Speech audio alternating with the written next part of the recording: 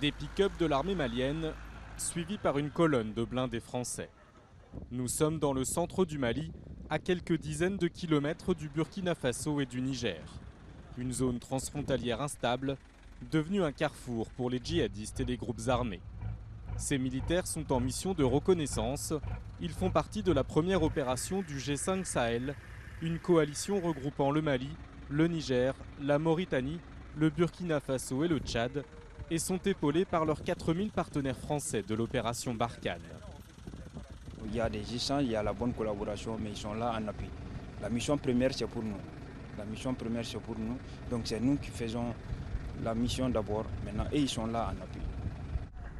Une partie de cette opération transfrontalière est pilotée dans cette base implantée au milieu de la savane.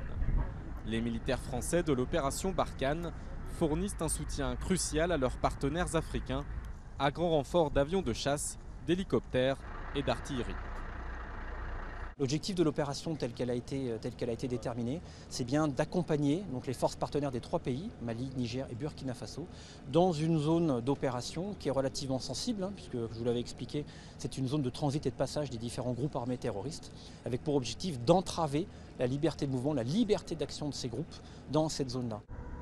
Des groupes armés très présents dans cette région, aux frontières poreuses. Le village d'Intilit en porte encore les stigmates. Sur ce panneau, la signature d'un groupe affilié à AQMI, Al-Qaïda, au Maghreb islamique. Un peu plus loin, l'école a fermé. Dans cette salle de classe, la date des derniers examens, juin 2017. Menacés par des groupes djihadistes, l'enseignant et le maire du village ont fui.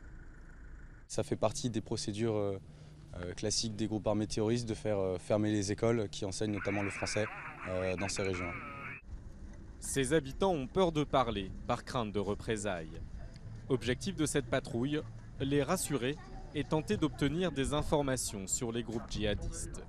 Avec l'espoir à terme de quitter la région du Sahel une fois que les autorités en auront repris le contrôle.